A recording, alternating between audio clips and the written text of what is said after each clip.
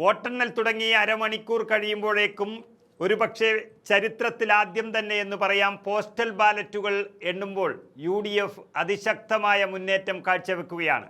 ഇപ്പോൾ കേവല ഭൂരിപക്ഷം പിന്നിട്ട് 75 സീറ്റിലേക്ക് പോസ്റ്റൽ ബാലറ്റ് മാത്രം എണ്ണുമ്പോൾ UDF എത്തിക്കഴിഞ്ഞു എന്ന് പറഞ്ഞാൽ ഇത് കേരളത്തിൽ ഒരു UDF തരംഗമുണ്ട് എന്ന് പറയുന്നതിൻ്റെ സൂചനയാണ്.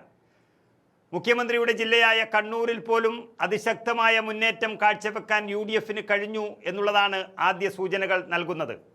ഇന്ന് മുഖ്യമന്ത്രിയും അതുപോലെ LDFും ഏറ്റവും അധികം ആവലാതിപ്പെടുന്ന തളിപ്പറമ്പ്, പയ്യന്നൂർ പോലെയുള്ള വിമതന്മാർ മത്സരിക്കുന്ന മണ്ഡലങ്ങളിൽ പോലും UDFന് ആദ്യഘട്ടത്തിൽ മുന്നേറ്റം ഉണ്ടാക്കാൻ കഴിഞ്ഞു എന്നുള്ളതാണ് LDF കേന്ദ്രങ്ങളെ, പ്രത്യേകിച്ച് കണ്ണൂരിലെ CPMനെ ആശങ്കപ്പെടുത്തുന്നത്. ഇതൊരു പക്ഷേ ഉദ്യോഗസ്ഥ വൃന്ദങ്ങളുടെ വോട്ടുകൾ മാത്രം എണ്ണുമ്പോൾ സാധാരണയായി LDFന് തന്നെയാണ് മുന്നേറ്റം ലഭിക്കാറുള്ളത്.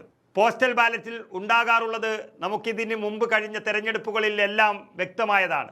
എന്നാൽ അതിൽ നിന്നൊക്കെ വിപരീതമായി ഇത്തവണ പോസ്റ്റൽ ബാലറ്റിൽ തന്നെ UDF മുന്നേറുന്നു എന്ന് പറഞ്ഞാൽ കേരളത്തിലെ ഉദ്യോഗസ്ഥന്മാർ മുഴുവൻ UDFനൊപ്പം, അതായത് മുഖ്യമന്ത്രിയുടെ LDFിൽ നിന്നും അവർ വ്യതിചലിച്ചിരിക്കുന്നു എന്നുള്ളതാണ് ഇപ്പോൾ സൂചിപ്പിക്കുന്നത്. ഇതുതന്നെ ഇതിൻ്റെ ഫലസൂചനകൾ ലഭിക്കുമ്പോൾ ഒരു UDF തരംഗമാണ് വളരെ വ്യക്തമായി കാണുന്നത്. ഇതിൽ പറയാൻ കഴിയുന്നത് അമ്പലപ്പുഴയിൽ G. സുധാകരനും തളിപ്പറമ്പിൽ CPM വിമതൻ TK ഗോവിന്ദൻ മാഷുമൊക്കെ മുന്നിട്ട് നിൽക്കുന്നതാണ് പ്രത്യേകിച്ച് പറയാനുള്ളത്. അതുപോലെ തന്നെ 4 സീറ്റുകളിൽ NDA, അതായത് BJP സ്ഥാനാർത്ഥികൾ മുന്നിട്ട് നിൽക്കുന്നു എന്നുള്ളതും വളരെ പ്രത്യേകതയുള്ള ഒരു തെരഞ്ഞെടുപ്പ് ഫലം തന്നെയാണ്. കാസർഗോഡ് ജില്ലയിലെ, അതായത് കേരളത്തിൻ്റെ ഏറ്റവും വടക്കേ അറ്റത്തെ 2 മണ്ഡലങ്ങൾ മഞ്ചേശ്വരവും കാസർഗോഡും ഇപ്പോൾ BJPയുടെ സ്ഥാനാർത്ഥി മുന്നിട്ട് നിൽക്കുന്നതായിട്ടാണ് ഫലസൂചനകൾ വരുന്നത്. പോസ്റ്റൽ ബാലറ്റ് എണ്ണിക്കഴിഞ്ഞതിന് ശേഷം EVM വോട്ടുകൾ എണ്ണിത്തുടങ്ങുമ്പോൾ തന്നെ ആദ്യ അരമണിക്കൂറിൽ തന്നെ വ്യക്തമാകാവുന്നതാണ് UDFൻ്റെ മുന്നേറ്റം പ്രവചിച്ചുകൊണ്ട് എല്ലാ എക്സിറ്റ് പോൾ ഫലങ്ങളും വന്നതിനേക്കാളും ഒരുപക്ഷെ മുന്തിയ തരത്തിലുള്ള ഒരു വിജയമാണ് UDFന് ലഭിക്കാൻ പോകുന്നത് എന്നുള്ളതിൻ്റെ സൂചനകളാണ് ആദ്യം തന്നെ ലഭിക്കുന്നത്. പ്രധാനപ്പെട്ട നേതാക്കളെല്ലാം തന്നെ VD സതീശൻ, രമേശ് ചെന്നിത്തല, തിരുവഞ്ചൂർ രാധാകൃഷ്ണൻ ഉൾപ്പെടെയുള്ള പ്രധാനപ്പെട്ട നേതാക്കളെല്ലാം വലിയ ഭൂരിപക്ഷത്തിൽ തന്നെ പോസ്റ്റൽ ബാലറ്റിൽ മുന്നിലെത്തി എന്നുള്ളതാണ് ഒരു പ്രത്യേകത.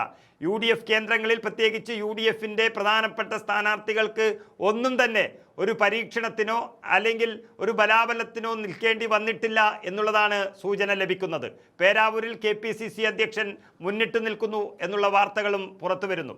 ഏതായാലും ആദ്യത്തെ അരമണിക്കൂറിലെ പോസ്റ്റൽ ബാലറ്റ് എണ്ണുമ്പോൾ ഉള്ള ഫലസൂചനകളിൽ ഒരു UDF തരംഗം തന്നെയാണ് സൂചിപ്പിക്കുന്നത്. കാരണം ഉദ്യോഗസ്ഥ തലത്തിലുള്ള വോട്ടുകൾ എണ്ണുമ്പോൾ എപ്പോഴും LDFന് മുന്നേറ്റം ലഭിക്കുന്നു എന്നുള്ള ഒരു ചരിത്രം മാറി UDFിലേക്ക് അത് ചാഞ്ഞിരിക്കുന്നു എന്ന് പറയുമ്പോൾ സാധാരണ ജനങ്ങളുടെ വോട്ടുകൾ 8:30 മുതൽ എണ്ണിത്തുടങ്ങുമ്പോൾ അതൊരു UDFന് അനുകൂല തരംഗം എന്നുള്ളതിൻ്റെ സൂചനകൾ തന്നെയാണ് വ്യക്തമാകുന്നത്.